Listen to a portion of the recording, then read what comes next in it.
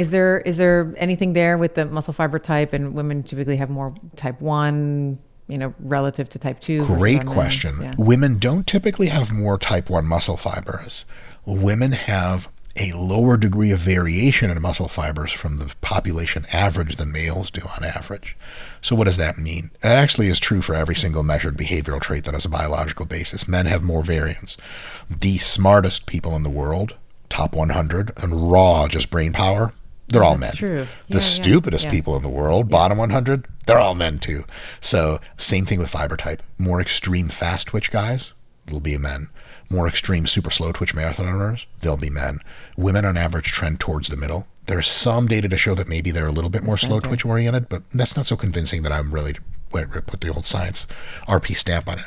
What we do know is for other reasons, women can recover faster between sets than men, almost as a categorical rule, definitely on average, because of a few things.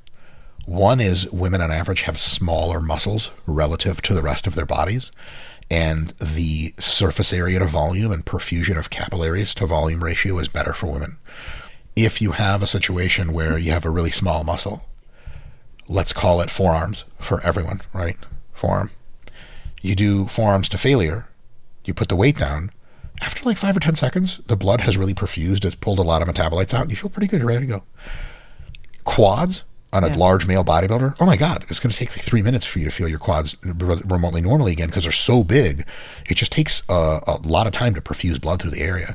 It's actually a biological universal for all human animals, good God, all animals on Earth, is when an animal is sufficiently human, especially human animals. When an animal's smart enough, like so a lot of spiders and most insects can actually absorb oxygen directly through the skin because there's so little to go that they can perfuse their whole body with oxygen without even really a blood supply. For humans, you got that stuff that comes in here and goes real deep into stuff. So same idea for between males and females and folks that have larger versus smaller muscles. Females on average have smaller muscles, so their ability to perfuse them is much faster. Another thing is, this is true on average. It tends to be less true as people become more advanced. It's definitely very, very true when people begin, on average, not for everyone. Females tend to not push themselves as hard as males do in the gym. This is a bad thing because it prevents many females from getting the best results. It is a good thing because it prevents many females from learning technique wrong and getting hurt. So again, men are like on the real dumb side of this where they're like, they're less risk averse. Like women are typically less risk exactly. And so they're like, I don't know, move a little slow. Because women don't try as hard on any given set, they don't have to wait as long for the next set because they're not exhausted. And for a couple of other reasons, a little slightly more tangential, women can reliably be expected to recover faster between sets. This means something. Now, also, to the benefit of your viewers, I suppose, women not only recover better between sets, but they recover better between workouts within the week. So if you write a plan for yourself to train your legs and rep by rep, set by set, if you adjust for load for your husband's strength, a program you will thrive from will kill your husband. You just won't be able to recover from it. And if your husband tried to do your rest breaks with you during legs, he would start vomiting blood 2/3 of the way through the workout, and you'd be like, this is great.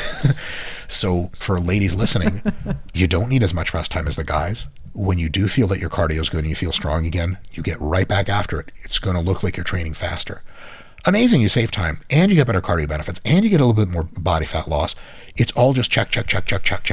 So don't just do what the guys do it faster and do it more often and push yourself harder, because you can survive more of a relative difficult program than guys can ever survive. Like if I tried to keep up with my wife in the gym, rest time and stuff for set wise, I would be a gravestone real soon. Well, that's funny that you say that, because I've been trying to get him to train.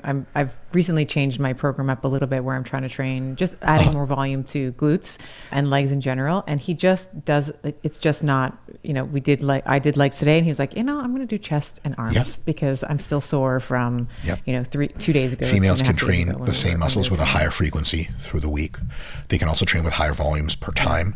They can also go even closer than guys to failure and still not get really wiped out by the fatigue. And they can rest shorter. So if aliens came down and they watched a guy and a girl train, they would conclude like, man, this girl's really going after it a lot harder, and that's good. That's how women should train. So a lot of times females train the same as guys except less and less hard. Women can do more than guys if they step up to the challenge and then get really, really awesome gains, because women don't have the advantage of having male genetics, and they don't have the advantage of a high degree of serum testosterone. And in order to get their best gains, it's even more incumbent upon women to really dig in and go hard, not rest too long, do lots of sets, do lots of workouts per week, because women, in a sense, on a grand scale, are a little bit disadvantaged in their genetic propensity and hormonal propensity to build muscle. It's a good idea for them to make up for it on the other end. It's like if someone's, all the analogies fall apart, but it's going to have to be something that if you really want to challenge yourself and get the best results, you crank up the heat. And that's a general, I didn't get to this part. There are many, many other parts in between, and maybe we can talk some other time. But I have way, way, way more myths and fads and follies and ways people screw up in the gym. But for a lot of females, how do I put this more poetically than it needs to be put? There have been multiple feminist revolutions to give you all of the same civil rights and respect and welcoming to all the facilities that typically males had access to.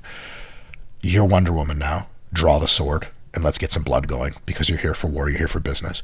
Women came into the workforce. They tried to be meek and meager. They got nothing out of it. Now their CEO is firing other people. Now ladies got respect. Sometimes you got to assert yourself. And in the gym, that's the same thing. You're going to have to earn your keep, which means you go hard. And you might not have it fold in really well with your female sensibilities.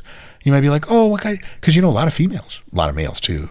More males will be like, how do I get in the gym and hurt myself the fastest? How do I do the dumbest shit in the world, the most egotistical shit, the thing that puts me at the highest possible risk, overdo it completely so that I just flush out?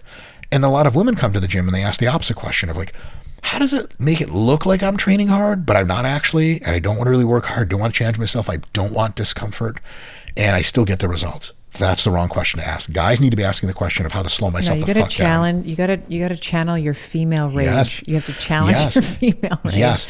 And here's the thing. Get in there it's easy to say from someone loaded with tons of steroids and testosterone, as clearly I am. It's easy for me to tap into my inner rage because there's a lot of it. But for females, sometimes it's just not, the rage isn't a part of what you do in your typical psychological repertoire. Like, no one's stealing your children. You're not going to get raged. What you can do is lean into other qualities that females tend to express at least as well as guys, sometimes better. Precision, self-ownership, dedication, commitment, reliability. You come in and you challenge yourself because you know that's what needs to be done. Women do some of the hardest things in the world. I'm not trying to take care of 3 kids. Holy shit, I would just end it all. That would be it. But women get it done. And they don't get it done by grating their teeth, but they get that mean precision face and they do it. So women have to have that attitude, because for them, it makes their muscular gains so much better that all that time you're spending at the gym, it could at least be time better spent for a better physique. Like it breaks my heart in some sense.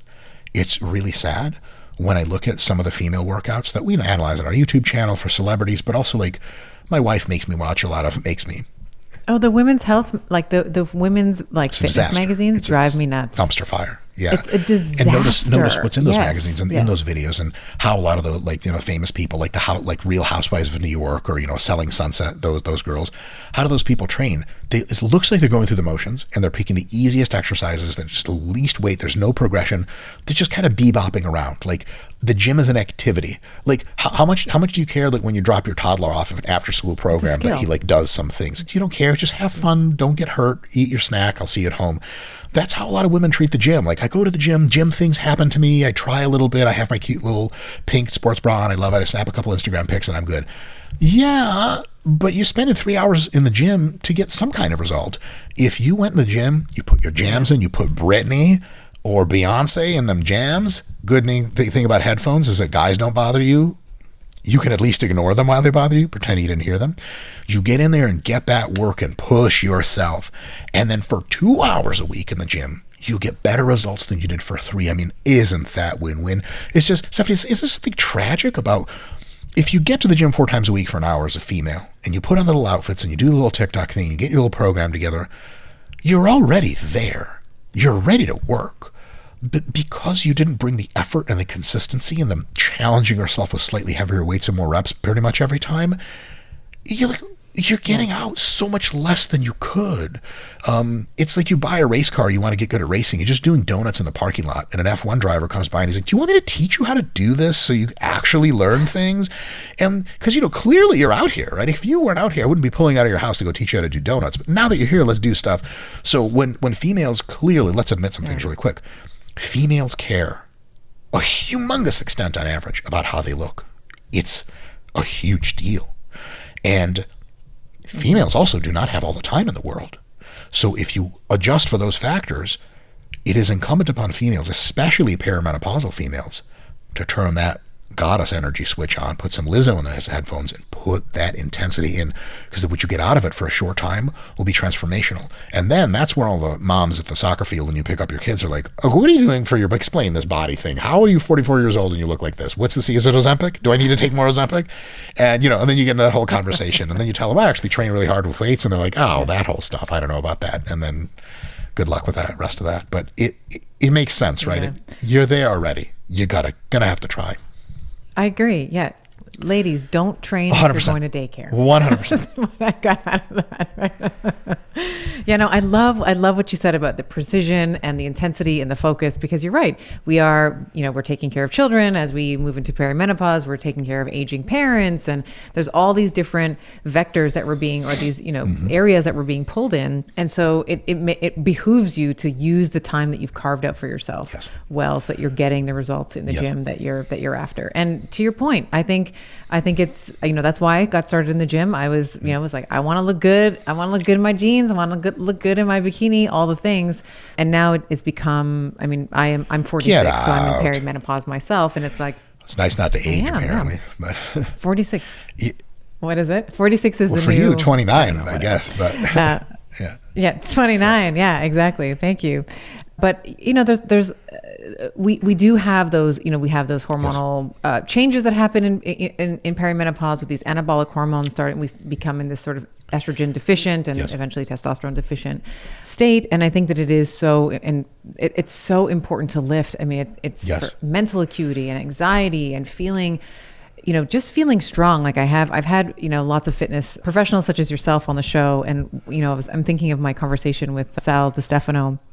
And one of the things we were talking about was, sometimes if we're, let's say we go out for dinner and we walk afterwards or whatever, there's a lot of people on the street where they could be not so much women, but men. I'm like, I could probably take this guy. Like if he was, if I was taller than him, right? Or if I am taller than him, like I could probably take him. And that's not that I would, but it's a nice feeling to know that, if there's some dark alley somewhere and, I get caught in it's like my wallet's 100%. Not the one that's being taken. It's a really nice feeling, like being strong.